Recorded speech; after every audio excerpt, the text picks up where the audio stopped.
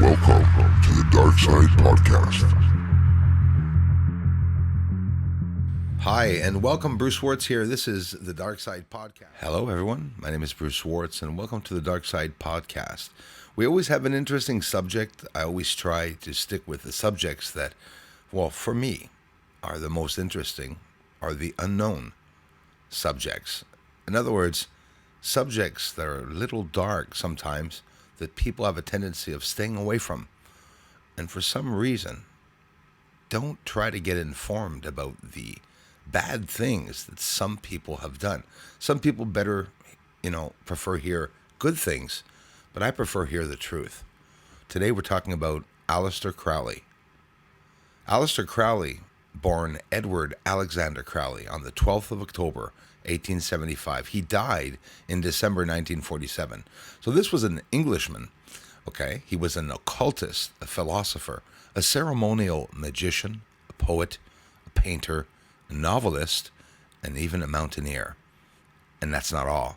He founded the religion of Thelema, identifying himself as the prophet entrusted with guiding humanity into Aeon of Horus. So in the early 20th century, this is what was going on. A prolific writer, he published widely over the course of his life. He was born into a wealthy family in Royal Leamington Spa, which was in Warwickshire. Crowley rejected his parents' fundamentalist Christian Plymouth Brethren faith to pursue an interest in Western esotericism. He was educated at Trinity College at the University of Cambridge. That is where he focused his attentions on mountaineering and poetry, resulting in several publications. Some biographers allege that here he has recruited into a British intelligence agency, further suggesting that he remained a spy throughout his life. In 1898, he joined the esoteric Hermetic Order of the Golden Dawn. That is where he trained in ceremonial magic by Samuel Liddell McGregor Matthews and Alan Bennett. He went mountaineering in Mexico with Oscar Eckenstein before studying Hindu and Buddhist practices in India. In 1904, he married Rose Edith Kelly, and they honeymooned in Cairo, Egypt, where Crowley claimed to have been contacted by a supernatural entity named Iwas, who provided him with the Book of Law, a sacred text that served as the basis for Thelema. Announcing the start of Aeon of Horus, the book declared that its followers should do what thou wilt and seek to align themselves with their true will through the practice of magic. After the unsuccessful 1905 Kanchenjunga expedition and a visit to India and China also, Crowley returned to Britain, where he attracted attention as a prolific authority of poetry, novels, and occult literature. In 1907, he and George Cecil Jones co-founded an esoteric order, the AA, through which propagated Thelema. After spending time in Algeria, in 1912, he was initiated into another esoteric order called the German-based Ordo Templi Orientis, OTO, rising to become the leader of its British branch, which he reformulated in accordance with his Thelemite beliefs. Through the OTO, Thelemite groups were established in Britain, Australia, and even North America. Crowley spent the First World War in the United States, where he took up painting and campaigned for the German war effort against Britain. That's right. Later revealing that he had infiltrated the pro-German movement to assist the British intelligence services. In 1920, he established the Abbey of Thelema, a religious commune in Cefalù, Sicily, where he lived with various followers. His libertine lifestyle led to denunciations in the British press, and the Italian government evicted him in 1923. He divided the following 2 decades between France, Germany, and England, and continued to promote Thelema until his death. Crowley gained widespread notoriety during his lifetime.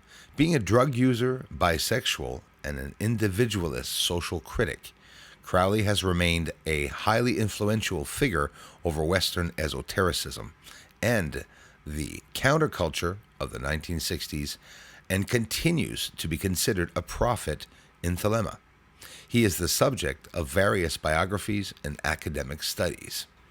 Crowley's father, Edward Crowley, born 1829, died 1887, was a trained engineer, but his share in a lucrative family brewing business, Crowley's Alton Ales, had allowed him to retire before his son was born. His mother, Emily Bertha Bishop, 1848 to 1917, came from a Devonshire Somerset family and had a strained relationship with her son. She described him as the Beast, a name that he reveled in.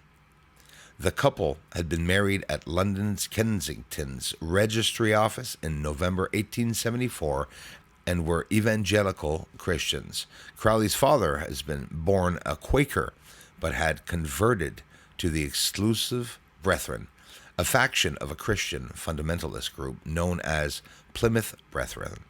Emily likewise converted upon marriage. Crowley's father was particularly devout, spending his time as a traveling preacher for the sect and reading a chapter from the Bible to his wife and son after breakfast every day. Following the death of their baby daughter in 1880 and 1881, the Crowleys moved to Red Hill, Surrey.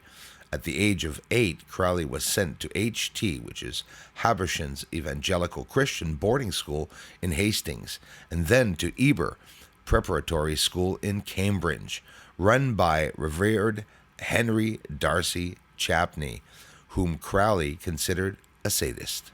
In March 1887, when Crowley was 11, his father died of tongue cancer. Crowley described this as a turning point in his life, and he always maintained an admiration of his father, described him as my hero and my friend. Inheriting a third of his father's wealth, he began misbehaving at school and was harshly punished by Chapney. Crowley's family removed him from the school when he developed albuminuria. He attended Malvern College and Tonbridge School, both of which he despised and left after a few terms. He became increasingly skeptical regarding Christianity, pointing out inconsistencies in the Bible to his religious teachers. Oops, that sounds like me, except I didn't go the Satanist way. I just tried bringing out some of the truth. As you can see, some people go deep and go dark. They lose the light. Went against the Christian morality of his upbringing by smoking, masturbating, and having sex with prostitutes, of course, from whom he contracted gonorrhea. But you knew that was coming. Sent to live with a Brethren tutor in Eastbourne, he undertook chemistry courses at Eastbourne College. Crowley developed interests in chess, poetry, and mountain climbing, and in 1894 climbed Beachy Head before visiting the Alps and joining the Scottish Mountaineering Club. The following year he returned to Bernese Alps, climbing the Edgar, Trifty, Jungfrau, Monch, and Welterhorn mountains. Crowley had his first significant mystical experience while on holiday in Stockholm in December 1896. Several biographers, including Lawrence Sutton, Richard Kaczynski, and Tobias Churton, believed that this was the result of Crowley's first same-sexual experience, which enabled him to recognize his bisexuality. At Cambridge, Crowley maintained a vigorous sex life with women, largely with female prostitutes, from one of whom he caught, that's right, syphilis. What a cool guy. But eventually he took part in same-sex activities despite their illegality. In October, don't forget, we're in 1897, Crowley met Herbert Charles Pillett, president of the Cambridge University Footlights Dramatic Club, and the two entered into a relationship. They broke apart because Pillett did not share Crowley's increasing interest in Western esotericism, a breakup that Crowley would regret for many years. 1897, Crowley traveled to St. Petersburg in Russia, later saying that he was trying to learn Russian as he was considering a future diplomatic career there. Now, this guy played chess, okay, for a couple of hours. After playing chess for a couple of hours, guys, Aleister Crowley believed that he was the best chess player in the world, or that he could become the best chess player in the world. You know what I mentioned to you about these Satanists wanting to be better than everyone and better in everything? They want to be the masters of the universe and take it over. It's quite simply. 1897, October, a brief illness triggered consideration, mortality, and the futility of all human endeavor, and Crowley abandoned all thoughts of a diplomatic career in favor of pursuing an interest in the occult. In March 1898, he obtained A.E. Waite's book called The Book of Black Magic and of Pacts, and then Carl von E's book called The Cloud Upon the Sanctuary, furthering his occult interests. That same year, Crowley privately published 100 copies of his poem Academia, a place to bury strangers in, but it was not a particular success. Wonder why? That same year, Crowley published a string of other poems, including White Stains, a decadent collection of erotic poetry that was printed abroad, lest its publication be prohibited by the British authorities. In July 1898, he left Cambridge, not having taken any degree at all, despite a first-class showing in his 1897 exams and consistent second-class honors result before that. August 1898, Crowley was in Zermatt, Switzerland, where he met the chemist Julian L. Baker, and the two began discussing their common interest in alchemy. Back in London, Baker introduced Crowley to George Cecil Jones, Baker's brother-in-law and a fellow member of the occult society known as the Hermetic Order of the Golden Dawn, which had been founded in 1888. Crowley was initiated into the Outer Order of the Golden Dawn on 18th of November 1898 by the group's leader. The group's leader, Samuel Liddell MacGregor Mathers. The ceremony took place in the Golden Dawn's Isis Urania Temple, held at London's Mark Mason's, of course, Hall, where Crowley took the magical motto and name Frater Perdurabo, which he interpreted as I shall endure to the end. Crowley moved into his own luxury flat at 6769 Chancery Lane and soon invited a senior Golden Dawn member, Alan Bennett, to live with him as his personal magical tutor. Bennett taught Crowley more about ceremonial magic and the ritual use of drugs. Together, they performed the rituals of Goetia until Bennett left for South Asia to study Buddhism. In November 1899, Crowley purchased Boleskine House in Foyers on the shore of Loch Ness in Scotland. He developed a love of Scottish culture, described himself as the Laird of Bockisking, and took to wearing traditional Highland dress. Wow. Even during visits to London, he continued writing poetry, published Jezebel and other tragic poems, Tales of Arceus, Songs of the Spirit, Appeal to the American Republic, and Jephthah in 1898 to 1899. Most gained mixed reviews from literary critics, although Jephthah was considered a particular critical success. Crowley soon progressed through the lower grades of the Golden Dawn and was ready to enter the group's inner second order.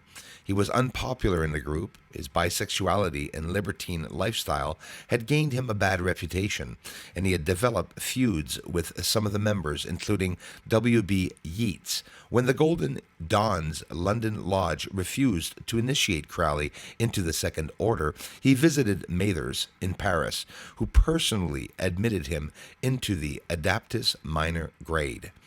A schism had developed between Mathers and the London members of the Golden Dawn, who were unhappy with the autocratic rule. Acting under Mather's orders, Crowley, with the help of his mistress and fellow initiate, Elaine Simpson, attempted to seize the vault of the Adepts, a temple space at 36 Blythe Road in West Kensington must still be there, from the London Lodge members. When the case was taken to court, the judge ruled in favor of the London Lodge, as they had paid for the space's rent, leaving both Crowley and Mathers isolated from the group. In the year 1900, Crowley traveled to Mexico via the United States, settling in Mexico City and starting a relationship with a local woman. Developing a love of the country of Mexico, he continued experimenting with ceremonial magic, working with John Dee's Enochian invocations. He later claimed to have been initiated into Freemasonry while there, and he wrote a play based on Richard Wagner's Tannhäuser, as well as a series of poems, published as Oracles, 1905. When Crowley left Mexico, Crowley headed to San Francisco before sailing for Hawaii aboard the Nippon Maru. On the ship, he had a brief affair with a married woman, of course, named Mary Alice Rogers, saying he had fallen in love with her. He wrote a series of poems about the romance, published as Alice, an Adultery, in 1903. Briefly stopping in Japan and Hong Kong, of course, Crowley reached Ceylon, where he met Alan Bennett, who was studying Shaivism. The pair spent some time in Kandy before Bennett decided to become a Buddhist monk in Theravada tradition, traveling to Burma to do so. Crowley decided to tour India, devoting himself to the Hindu practice, from which he claimed to have achieved the spiritual state of dhyana. He spent much of his time studying Meenakshi Temple in Madura. At this time, he also wrote poetry, which was published as The Sword of Song in 1904. He contracted malaria and had to recuperate from the disease in Calcutta and Rangoon. In 1902, he was joined in India by Eckenstein and several other mountaineers, Guinals, H. Plany, V. Wesley, and Jules Jacot Guillemard. Together, the Eckenstein-Crowley expedition attempted the mountain K2, which had never been climbed. On the journey, Crowley was afflicted with influenza, malaria, and snowblindness, and other expedition members were also stuck with the same illness. They reached an altitude of 20,000 feet, 6,100 meters, before turning back. So, listen, hear me out. Do you see what this man is doing in his lifetime, what he's trying to do? He's trying to do some good things by achieving, becoming a philosopher, a poet, wants to write books, he wants to teach, he wants to learn. This guy's trying to shoot himself, throw himself into everything. Don't forget, high use of drugs. Also, sleeping with both men and women, having orgies, contracting gonorrhea, syphilis. He's trying to learn all the tricks of the trade. He's trying to be a master occultist. Very, very disturbing. Having arrived in Paris in November 1902, he socialized with his friend, the painter Gerald Kelly, and through him became a fixture of the Parisian art scene. Whilst there, Crowley wrote a series of poems on the work of an acquaintance, the sculptor Auguste Rodin. These poems were later published as Rodin in Rhyme in 1907.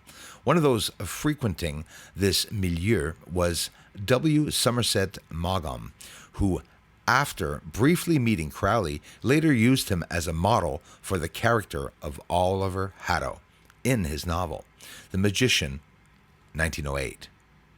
He returned to Boleskine in April 1903. In August, Crowley wed Gerald Kelly's sister, Rose Edith Kelly, in a marriage of convenience to prevent her from entering an arranged marriage. The marriage appalled the Kelly family and damaged his friendship with Gerald.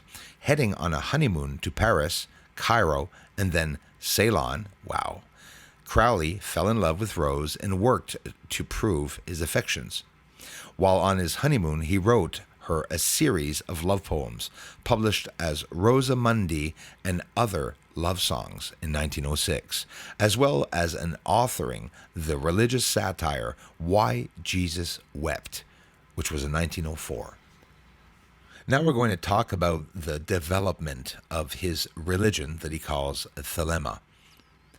Egypt and the Book of Law, 1904. In February 1904, Crowley and Rose arrived in Cairo, claiming to be a prince and princess.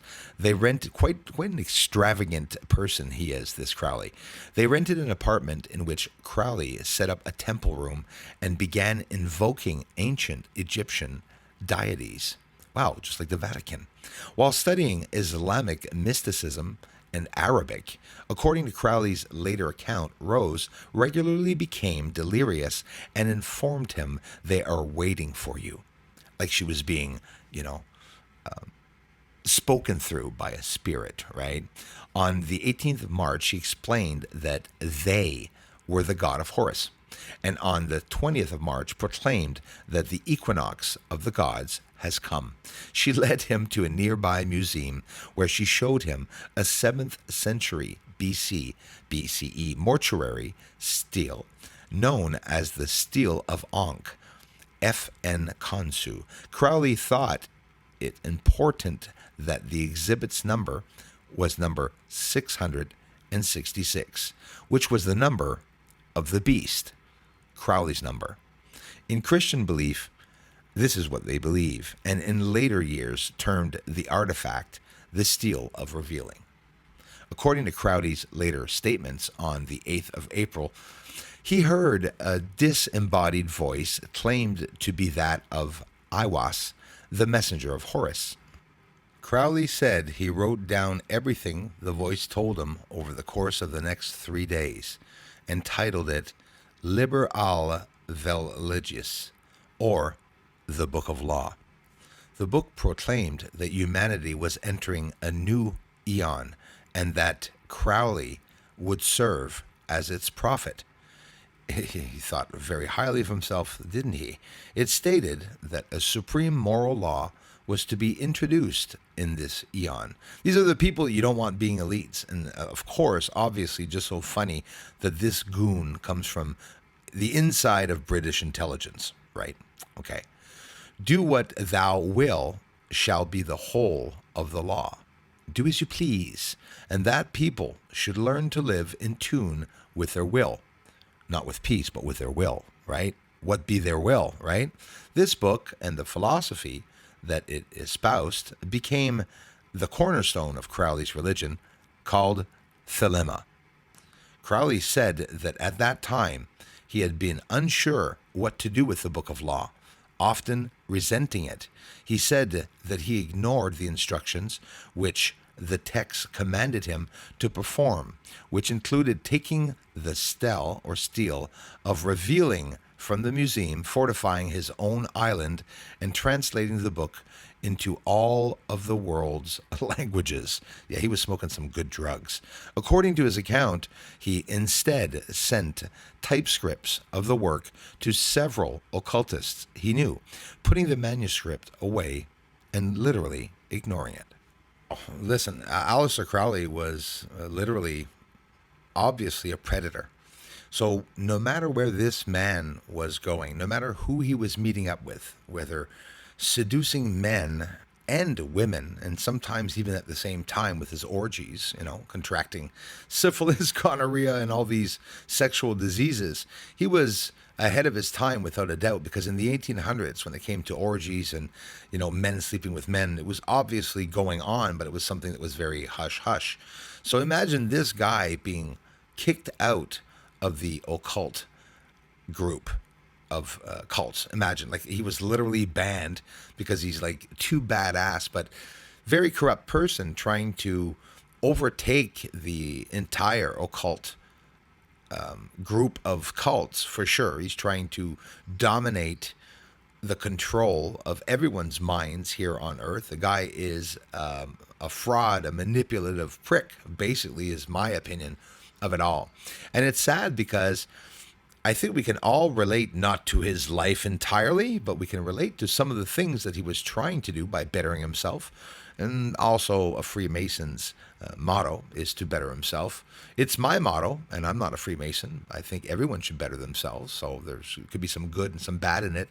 The story of Freemasonry and Masonry is very misunderstood, with the lodges and the difference of colors and levels to reach, and what's the difference between Freemasonry from the lodge. The lodge is what's raking in the money, and a Freemason is going to accumulate and gather all the knowledge for himself, right? And I say himself and not herself because supposedly they're just males. But cults, groups, that's how it is. Sexual cults. You can imagine how this guy was indoctrinating people to join his cult. There's probably lots of information out there about Aleister Crowley that is not written.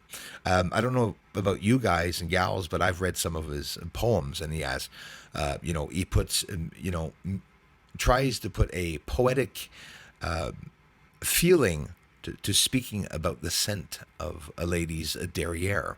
I'm putting it as clean as I can. Whether, what I think of a woman's derriere or what you think of a woman's derriere would be normal behind closed doors, probably, but I wouldn't write books or poems about it, enthusiastically claiming that the scent of, just to give you an idea of how disgusting this piece of shit was. Aleister Crowley, basically the elites, what they're doing today, and this persona that Aleister Crowley had is basically the persona of most of the Satanists and in these sexual cults, right? They're all predators. And him, no matter where he would go into, no matter what town, as you see, he on his honeymoon, Paris, even Italy. I mean, all these, he was kicked out by the Italian mafia themselves of the country and all the, associations that were there. So this guy, a troublemaker going around the world, wanting to learn Russian after having gone to St. Petersburg in Russia and wanting to run the country, thinking that he was absolutely capable of learning Russian and becoming the president of Russia. Don't forget, he thought he was the best chess player in the world after having only played for 2 hours. So this really explains what type of person that he is. You add the drug use, probably lots of alcohol abuse. Obviously, the fact that maybe he was mentally ill. This guy, he's hilarious. Climbing K2 and mountains and stuff in the 1800s without any equipment, basically. Got sick as a dog. The guy thinks he's not a god. He thinks he's the Eye of Horus, right? With his chick Kelly, right? Listen. It's ridiculous, the idea. Let's look a little deeper into what happened, because now the sorcery comes to play in his life. And before I do so, just to say, I've seen a lot of spiritual events around me that have happened to me personally. And listen, some people get sick. Some people believe that they are a higher being. We all are, but in reality, some of us think that we're higher than others, or that we have these tasks to do, which we do, but we're not getting the idea coming from the higher beings exactly quite clearly. I think there's something blurring or scattering the frequencies. The chosen one. People that are chosen ones are here to be able to share knowledge and truth. And I'm not saying that they're not allowed raising money to do so, but the ideal is that they just have to live enough and eat enough food and to have enough money to live and to be able to share truth. And that's what I see as a chosen one. But people get carried away with the fact that they think they are the chosen one. So if Aleister Crowley had encounters like I have, which were pretty intense, seeing lights and like what looks like shadows and demons or whatnot around me, maybe this guy saw the same things and decided, well, I maybe the chosen one. If I get a message from God and I believe it's from God and he tells me that I'm the chosen one, I'm going to keep it to myself. I'm going to try to be the best person in life. I'm going to try to be that chosen person, just in case God is hoping for me to do so. But will I advertise that I'm the chosen one? No, and I'm not, by the way, but I'm just giving you an example, right? I'm a guy for truth, quite simply. I know humans all have an energy inside. You have the choice of using that energy for good, my friends, and you have a choice of using it for darkness. And that's exactly what Aleister did. Returning to Boleskine, Crowley came to believe that Mathers had begun using magic against him, and the relationship between the two broke down. On the 28th of July, 1905, Rose gave birth to Crowley's first child, a daughter named Lilith, with Crowley writing the pornographic Snowdrops from a Curate's Garden to entertain his recuperating wife. Very interesting couple. He also founded a publishing company through which to publish his poetry, naming it the Society for the Propagation of Religious Truth in parody of the Society for Promoting Christian Knowledge. Among its first publications were Crowley's collected works edited by Ivor Back, an old friend of Crowley's who was both a practicing surgeon and an enthusiast of literature. His poetry often received strong reviews, either positive or negative, but never sold very well. In an attempt to gain more publicity, he issued a reward of $100 for the best essay on his work. The winner of this was J.F.C. Fuller, a British Army officer, of course, and military historian whose essay, The Star in the West, in 1907, heralded Crowley's poetry as some of the greatest ever written. Crowley decided to climb Kanchenjunga, another mountain in the Himalayas of Nepal. This guy traveled to a lot of the regions where a lot of UFO activity is occurring today. Widely recognized as the world's most treacherous mountain, the collaboration between Jacot Guillemard and Charles Adolphe Raymond, Alexis Patch, and Alesti C. Rigo de Rigi, the expedition was marred by much argument between Crowley and the others, who thought that he was absolutely reckless. They eventually mutinied against Crowley's control, with the other heading back down the mountain as nightfall approached. Despite Crowley's warnings that it was too dangerous, subsequently Pache and several porters were killed in an accident, something for which Crowley was widely blamed by the mountaineering community.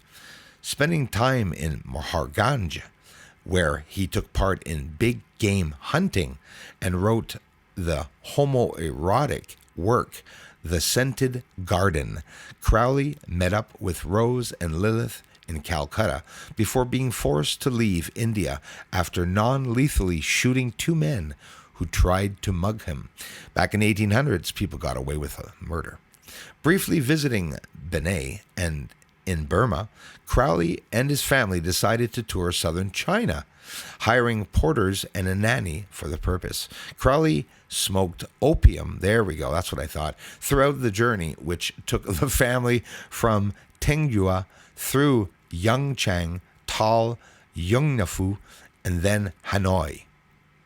On the way, he spent much time on spiritual and magical work, reciting, stoned of course, Bornless ritual, an invocation to his holy guardian angel on a daily basis. While Rose and Lilith returned to Europe, Crowley headed to Shanghai to meet old friend Elaine Simpson. Who was fascinated by the Book of Law. Together they performed rituals in an attempt to contact Aiwass. Crowley then sailed to Japan and even Canada before continuing to New York City, where he unsuccessfully solicited support for a second expedition, again up Kanchenjunga Mountain. Something was there that was interesting him. Upon arrival in Britain, he learned that his daughter Lilith had died of typhoid fever in Rangoon. This was something he later blamed on Rose's increasing alcoholism. Under emotional distress, his health began to suffer, and he underwent a series of surgical operations. He began short-lived romances with actress Vera Lola Neville and author Ada Leverson, while Rose gave birth to Crowley's second daughter, Lola Zaza, in February 1907. With his old mentor, George Cecil Jones, Crowley continued performing the Abramelin rituals at the Ashdown Park Hotel in Colston. Crowley claimed that in doing so he attained samadhi, or union with Godhead, thereby marking a turning point in his life. Making heavy use of hashish, of course, during these rituals, he wrote an essay on the psychology of hashish in 1909, imagine that year, in which he championed the drug as an aid to mysticism. Might be some truth in that.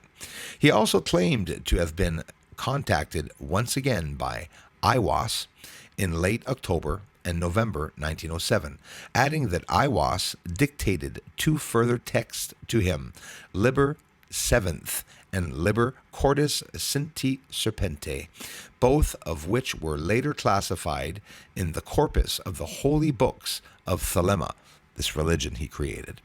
Crowley wrote down more Thelemic holy books during the last 2 months of the year, including Liber Arcanorum, Liber Potalusis Subfigura, Liberto and Libertigramation, and Liber Vel Aratia, which he again claimed to have received from a preternatural source.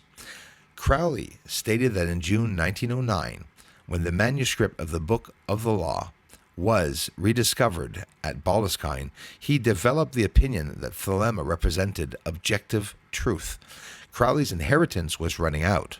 Trying to earn money, he was hired by George Montagu Bennett, the Earl of Tankerville, to help protect him from, get this, witchcraft. Recognizing Bennett's paranoia as being based in his cocaine addiction, Crowley took him on holiday to France and Morocco to recuperate. In 1907, he also began taking in paying students whom he instructed in occult and magical practice, and I'm sure other things they are not mentioning in here. Victor Newberg, whom Crowley met in February 1907, became his, sexual partner and closest disciple. In 1908, the pair toured northern Spain before heading to Tangier, Morocco. The following year, Newberg stayed at Baldeskine, where he and Crowley engaged in sadomasochism. Look it up. Crowley continued to write prolifically, produced such works of poetry as Ambergris, Clouds Without Water, and Kongsom Pax, as well as his first attempt at an autobiography, The World's Tragedy. Recognizing the popularity of short horror stories, Crowley wrote his own, some of which were published. And he also published several articles in Vanity Fair, a magazine edited by his friend Frank Harris. He also wrote Liber 777, a book of magical and Kabbalistic correspondences that borrowed from Mathers and Bennett, the people that he recently met years before. November 1907, Crowley and Jones decided to found an occult order to act as a successor, to the Hermetic Order of the Golden Dawn, the one which they were excluded from, being aided in doing so by Mr. Fuller. The result was the AA. The group headquarters and temple were situated at 124 Victoria Street in central London, and their rites borrowed much from those of the Golden Dawn, but with an added Thelemic basis. Obviously, they made it, the order their own, because Crowley and now Fuller, Bennett, whatnot, thought that they were higher, I guess, more master-like, godlike than the others in charge of the occult. Its earliest members included solicitor Richard Noah Warren, artist Austin Osmond Spare, harassed Sheridan Bickers, author George Rafalofich, Francis Henry Everett, Joseph Fielding, engineer Herbert Edward Inman, and Kenneth Ward, and Charles Stansfeld Jones. In March 1909, Crowley began production of a biannual periodical titled The Equinox. He billed this periodical, which was to become the official organ of the association, as the Review of Scientific Illuminism. Very interesting. Crowley had become increasingly frustrated with Rose's alcoholism, and in November 1909 he divorced her, how surprising, on the grounds of his own adultery. Lola was entrusted to Rose's care. The couple remained friends, and Rose continued to live in Boleskine. Her alcoholism worsened, and as a result, she was institutionalized in September 1911.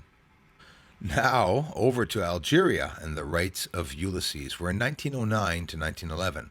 November 1909, Crowley and Newburgh traveled to Algeria, touring the desert from El Arba to Amale, Bou Sada, and then Daliaden, with Crowley reciting the Quran on a daily basis.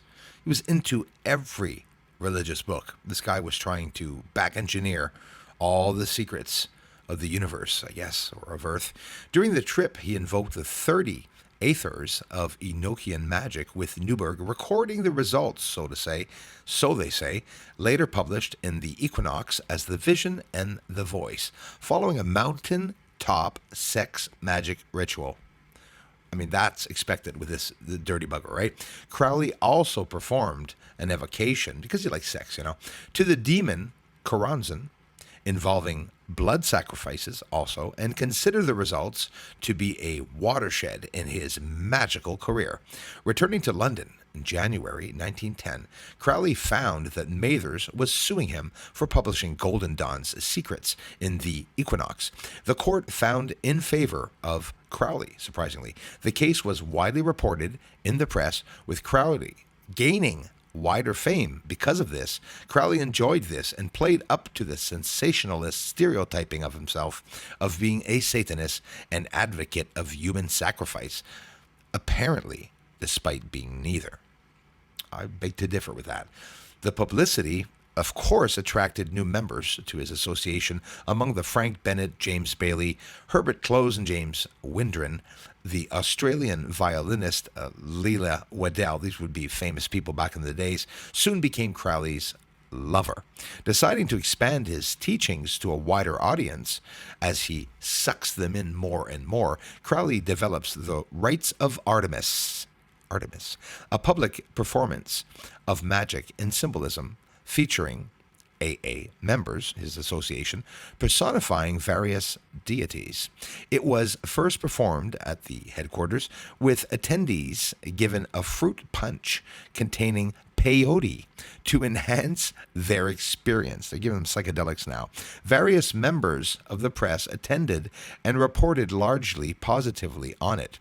You see, back then with the drugs, guys, when they were giving these people drugs, not having experienced it or any knowledge that anyone has about these drugs, feeling that they are in the presence of this higher being, Aleister Crowley, who's bringing them to another dimension. In reality, this intimidation of this, the control, always the gaining of control that he's been doing. He's manipulating the system, literally. I can see it. In October and November 1910, Crowley decided to stage something similar. The Rites of Ulysses in Caxton Hall, Westminster. This time, press reviews were mixed. Crowley came under particular criticism from West de Wend Fenton, editor of the Looking Glass newspaper, who called him one of the most blasphemous and cold-blooded villains of modern times.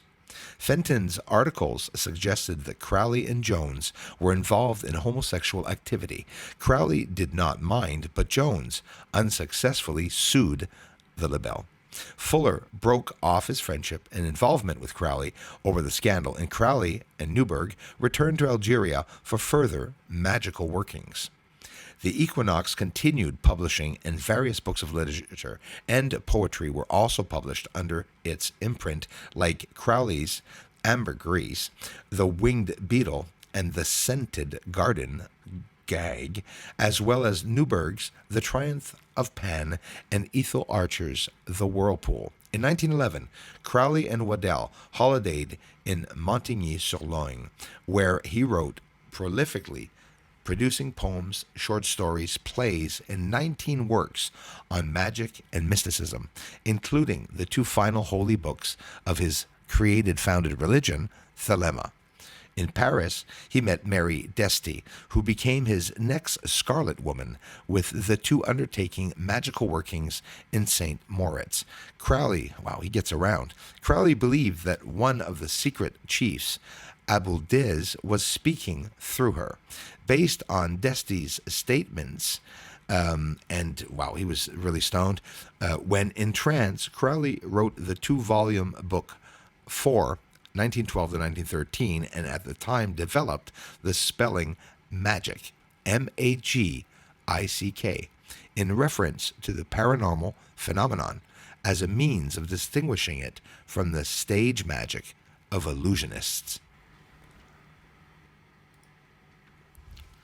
Now, this is a long enough podcast because I want to go through his entire life with what he did. All these books that he's writing, all the people that he's interacting with. He's in contact with high priestesses in these occult associations and cults. I mean, it's crazy, the people that he was interacting with. On top of him, again, I'm going to mention having been British spy. I mean, whoa. Right, let's get into 1912 to 1914. Ordo Templi Orientis and the Paris working of 1912 to 1914. Early 1912, Crowley published the Book of Lies, a work of mysticism that biographer Lawrence Sutton described as the greatest success in merging his talents as poet, scholar, and magus. That German occultist Theodor Roos later accused him of publishing some of the secrets of his own occult order. So now he's starting to get into other people's businesses and changing them up, maybe passing them off as his own. The Ordo Templi Orientis, OTO. Within the book, Crowley convinced Roos that the similarities were coincidental, and the 2 became friends. Well, he actually convinced him. Hey, he's good at what he does, boy. Tricks of the trade. Roos appointed Crowley on top of it as head of the OTO British branch. The Mysteria Mystica Maxima, MMM. And at a ceremony in Berlin now, he's been around the world, Crowley adopted the magical name Baphomet, much like our friend Elon Musk, and was proclaimed X, Supreme Rex and Sovereign Grand Master from Masonry, General of Ireland, Iona, and all of the Britons. With Roos's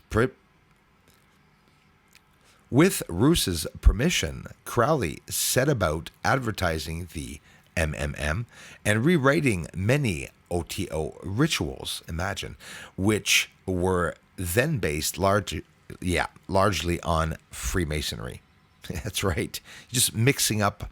He went and got all the knowledge of every cult and every different religion in the country, and he's developing one religion with all the points that he wants to emphasize on. You see what he's doing, right? Fascinated by the OTO's emphasis on sexual magic, of course, Crowley devised a magical working based on anal sex and incorporated it into syllabus for those OTO members who had been initiated, into the 11th degree. So the 11th degree initiation has to do with you bombody? Nah, that's a little concerning. In March 1913, Crowley acted as producer of the Ragged Ragtime Girls, a group of female violinists led by Waddell. He was going to indoctrinate them, of course. Let's see. As they performed at London's Old Tivoli Theatre, they subsequently performed in Moscow for 6 weeks, where Crowley had a sadomasochistic, relationship with Hungarian Annie Ringler in Moscow. Crowley continued to write plays and poetry, including Hymn to Pan and the Gnostic Mass, a Thelemic ritual that became a key part of the OTO liturgy. Churton suggested that Crowley had traveled to Moscow on the orders of British intelligence again to spy on revolutionary elements in the city. In January 1914, Crowley and Newberg settled into an apartment in Paris where the former was involved in the controversy surrounding Jacob Epstein's new monument to Oscar Wilde. Together, Crowley and Newberg performed the 6-week Paris working, a period of intense ritual involving strong drug use in which they invoked the gods Mercury and Jupiter. As part of the ritual, the couple performed acts of sex magic together, at times being joined by journalist Walter Duranty. Inspired by the results of the working, Crowley wrote Liber Agafi, a treatise on sexual magic. Following the Paris working, Newberg began to distance himself from Crowley, resulting in an argument in which Crowley cursed him. United States, 1914 to 1919. By 1914, Crowley was living a hand-to-mouth existence, relying largely on donations from his members and dues payments made to OTO. In May, he transferred ownership in Boleskine House to the MMM for financial reasons. And in July, it's all about money, he went mountaineering in the Swiss Alps now during this time for the First World War broke out. After recuperating from a bout of phlebitis, Crowley set sail for the United States aboard the RMS Lusitania in October 1914. Arriving in New York City, he moved into a hotel and began earning money writing for the American edited of, Vanity Fair, and undertaking freelance work for the famed astrologer Evangeline Adams. In the city, he continued experimenting with sexual magic through the use of masturbation, female prostitutes, and male clients of a Turkish bathhouse. Yuck. All of these encounters were documented in his diaries. Boy, what I would do to get a hold of that diary. Professing to be on Irish ancestry and a supporter of Irish independence from Great Britain, he's a spy, Crowley began to espouse support for Germany in their war against Britain. He became involved in New York's pro-German movement, and in January 1915, German spy George Sylvester Viereck employed him as a writer for his propagandist paper, The Fatherland, which was dedicated to keeping the U.S. neutral in the conflict, much like our newspapers today, my friends. In later years, a cycle reoccurs. In later years, detractors denounced Crowley as a traitor to Britain for this action. Crowley entered into a relationship with Jean Robert Foster, with whom he toured the West Coast. In Vancouver, headquarters of the North American OTO, that sick association of his, he met the Charles Stanfeld Jones and Wilfred Talbot Smith to discuss the propagation of Thelema, his founded religion, on that continent. In Detroit, he experimented with peyote yet again, drugs, Parky Davis, then visited Seattle, San Francisco, Santa Cruz, Los Angeles, San Diego, Tijuana, and the Grand Canyon. Before returning to New York, he visited the entire world. There he befriended Nanda Kumaraswamy and his wife, Alice Richardson. Crowley and Richardson performed, sexual magic in April 1916, following which she became pregnant and then, miscarried. Later that year, he took a magical retirement to a cabin by a Lake Frasquenay, owned by Evangeline Adams. There, he uses his connections and his contacts to do everything he has to do in life. He uses everything and everyone he meets. There, he made heavy use of drugs, of course, and undertook a ritual after which he proclaimed himself Master Therian. He also wrote several short stories based on J.G. Fraser's The Golden Bough, and a work of literary criticism, The Gospel According to Bernard Shaw. In December, he moved to New Orleans, his favorite U.S. city, before spending February 1917 with evangelical Christian relatives in Titusville, Florida. Returning to New York City, he moved in with artists and a member from his own cult, Leon Engers Kennedy, in May. Learning of his mother's death, after the collapse of the fatherland, Crowley continued the association with Varec, who appointed him contributor editor of arts journal, The International. Crowley used it, of course, to promote Thelema, his religion, but it soon ceased publication. He then moved to the studio apartment of Rhodey Minor, who became his partner and Scarlet Woman.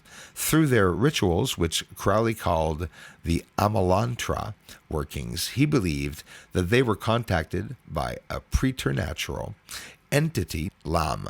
The relationship soon ended. Okay, I'm going to jump hundreds of lines here so that we can get into more interesting things. He goes about meeting many other people, going to many other countries, all the way up to meeting rocket scientists. This guy, I'm telling you, and where I want to take off from right now, will be bringing us close to the Second World War. I mean, he's even has something to do with the Nazis and Hitler. Get this, Crowley was intrigued by the rise of Nazism. I could only imagine. Yes, power, control. It was all about him. Probably compared himself to Adolf Hitler in Germany. And influenced by his friend Martha Kutzel, believed that Adolf Hitler might convert to Thelema, which is his religion. When the Nazis abolished the German OTO and imprisoned Germer, who fled to the U.S., Crowley, that lambasted Hitler as a black magician. When the Second World War broke out, Crowley wrote to the Naval Intelligence Division offering his services, but they declined. He associated with a variety of figures in Britain's intelligence community at the time, including Dennis Wheatley, Roald Dahl, Ian Fleming, and Maxwell Knight, and claimed to have been behind the V for victory sign, first used by BBC. This has never been proven, of course.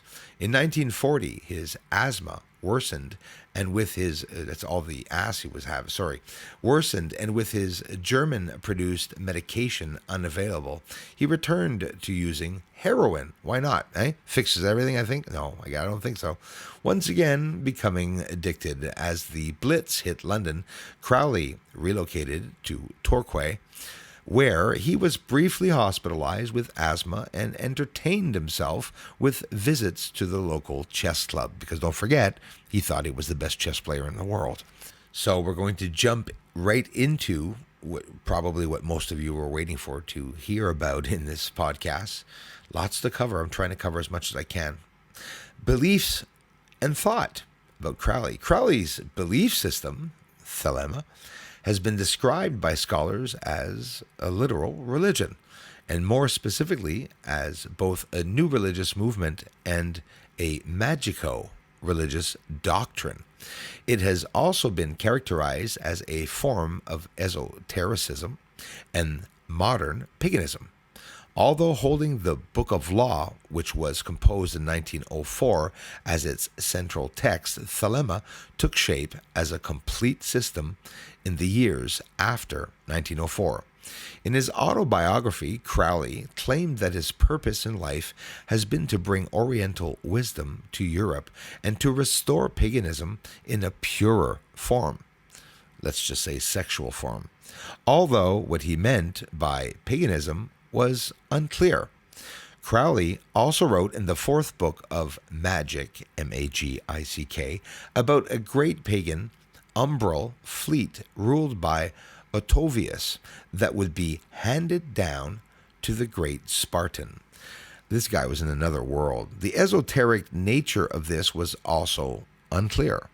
Crowley's thought was not always cohesive, and I would say always not coherent, and was influenced by, like I said, a variety of religions and sources, ranging from Eastern religious movements and practices like Hindu, yoga, and even Buddhism, scientific naturalism, and various currents within Western esotericism. Among them, ceremonial magic, alchemy, astrology. You have the Rosicrucianism, if you've ever heard of the Rosicrucians, Masons, Kabbalah, and Tarot.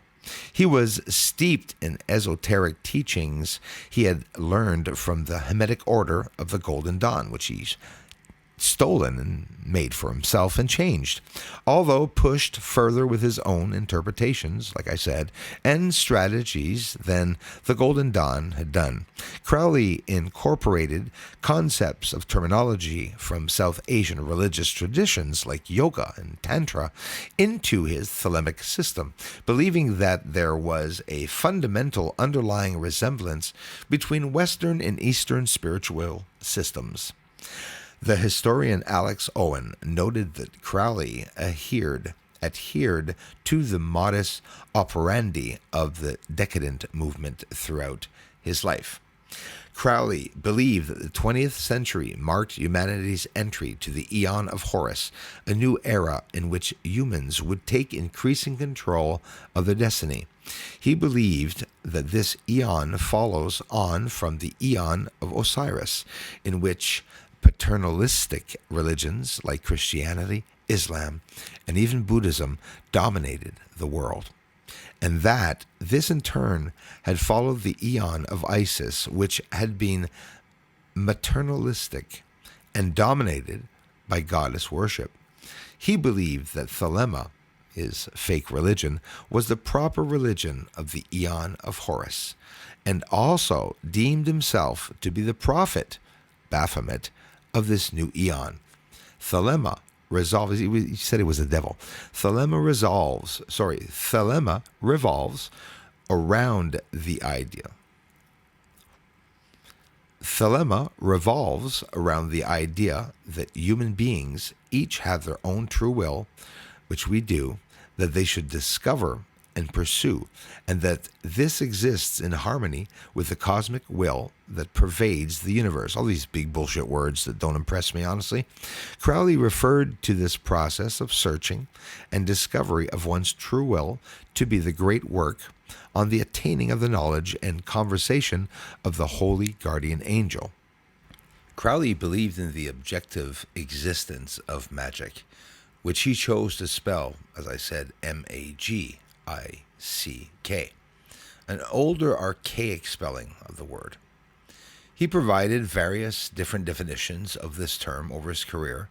In his book Magic, in Theory and Practice, Crowley defined magic as the science and art of causing change to occur in conformity with one's own will. He also told his disciple, Carl Germer, that magic is getting into communication with individuals who exist on a higher plane than ours. Mysticism is the raising of oneself to their level. That part scares me, because as for me, that part right there is what I'm doing, is speaking to higher planes and higher beings, but it's them that is reaching me. This guy is trying to go to that plane to speak to gods, and also claimed that he was speaking to gods, but don't forget, always using drugs. I mean, the guy's on heroin, for Pete's sakes. Crowley saw magic as a third way between religion and science. He's trying to develop a science field. He's trying to put magic into the field of science back in the 1800s and 1900s. Imagine. The Equinox, the subtitle of the Method of Science, the Aim of Religion. He wrote all these things. That journal, he expressed positive sentiments towards science and the scientific method and urged magicians to keep detailed records of all of their magical and unique experiments. The more scientific the record is, the better. His understandings of magic was also influenced by the work of the anthropologist James Frazer. In particular, the view that magic was a precursor to science in a cultural evolutionary framework. Unlike Frazer, however, Crowley did not see magic as a survival from the past that required erudition, but rather he believed that magic had to be adapted to suit the new age of the world's science. In Crowley's alternative scheme, old systems of magic had to decline per Frazer's framework so that science and magic could synthesize into magic, which would simultaneously accept the existence of the supernatural and an experimental method. Crowley deliberately adopted an exceptionally broad definition of magic with a G that included almost all forms of technology as magic, adopting an instrumentalist interpretation of magic, science, and technology altogether. Sexuality played an important role in Crowley's ideas, of course, about magic and his practice of magic, and has been described as being central to his founded religion, Thelema. He outlined 3 forms of sex magic: the autoerotic, homosexual, and heterosexual, and argued that such acts could be used to focus the magician's will onto a specific goal, such as financial gain or personal creative success. For Crowley, sex was treated as a sacrament, with the consumption of sexual fluids interpreted as Eucharist. This was often manifested as the cakes, Peter, of light, a biscuit containing either menstrual blood or a mixture of semen and vaginal fluids, and the Gnostic Mass is the central religious ceremony within Thelema. I hope you're not eating supper. Crowley's I think I might take a sip of coffee here, right in the middle of the podcast here. Hold on. I'm going to try to get through this. Crowley's theological belief were not clear. Yeah, I hear you. The historian Ronald Hutton noted that some of Crowley's writings could be used to argue that he was an atheist, while some support the idea that he was a polytheist, and others would bolster the idea that he was a mystical monotheist on the basis of the teachings of the Book of Law. Crowley described a pantheon of 3 deities taken from the ancient Egyptian pantheon: Nui, Hadit, and Rahur Quit. In 1928, he made the claim that all true deities were derived from this trinity. Jason Josephson Storm has argued that Crowley built on 19th century attempts to link early Christianity to pre-Christian religions, such as Frazer's Golden Bough, to synthesize Christian theology and neo-paganism while remaining critical of institutional and, of course, traditional Christianity. Both during his life and after it, Crowley has been widely described as a Satanist, usually by detractors. Crowley stated he did not consider himself a Satanist, nor did he worship Satan, so he says, as he did not accept the Christian world view, in which Satan was believed to exist. He nevertheless used satanic imagery, for instance, by describing himself as the Beast 666 and referring to the Whore of Babylon in his work. While in later life he sent anti-Christmas cards to his friends, in his writings Crowley occasionally identified Awais as Satan and designated him as our Lord God the Devil at one occasion. So he was Satanists supporting and worshiping Satan. The scholar of religion, Gordon D., too complicated to say his name, stated that Crowley was emphatically not a Satanist, if for no other reason than simply because he did not identify himself as such. Crowley nevertheless expressed strong anti-Christian sentiment, stating that he hated Christianity as socialists hate soup. Okay. An animosity probably stemming from his experiences with his parents, the Plymouth Brethren Christianity branch, right? He was nevertheless influenced by the King James Bible, especially the book of Revelation, the impact of which can be seen in his writings. He was also accused of advocating human sacrifice, largely because of a passage in Book 4 in which he stated, "A male child of perfect innocence and high intelligence is the most satisfactory victim," and added that he had sacrificed about 150 of them every year. This was a tongue-in-cheek reference to ejaculation, something not realized by even his critics. A bit about his personal life. Crowley considered himself, of course, to be one of the most outstanding figures of his time.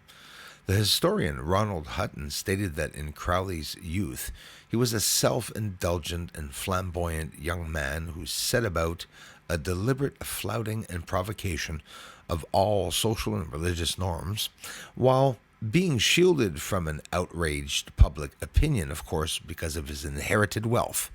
Hutton also described Crowley as having both an unappeasable desire to take control of, as I was saying, any organization that he belonged to, and a tendency to quarrel quite savagely with everyone.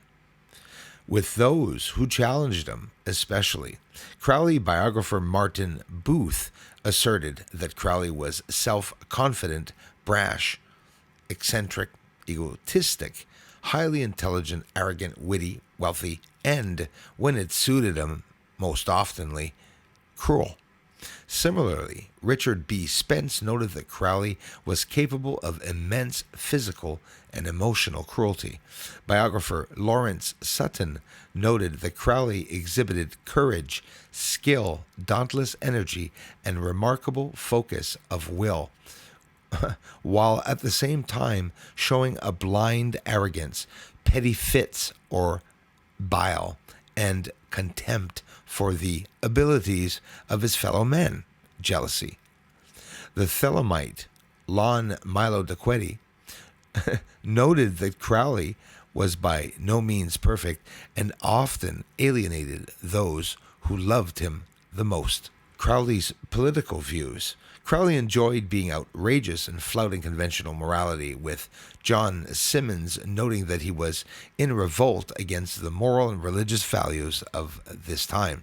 Crowley's political thought was studied by academic Marco Pesi, who noted that Crowley's socio-political concerns were subordinate to metaphysical and spiritual ones. He was neither on the political left nor the right, but perhaps best categorized as conservative revolutionary, despite not being affiliated with the German-based movement of the same name. Pesi described Crowley's fascination to the extreme ideologies of Nazism and Marxism. Imagine Leninism. Yes, wow, Leninism, which aimed to violently overturn society.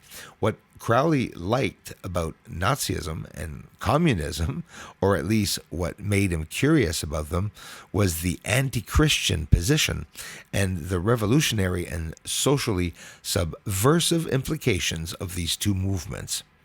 In their subversive powers, he saw the possibility of an annihilation of old religious traditions and the creations of a void that his religion, yes, Thelema, always thinking of himself, subsequently would be able to fill.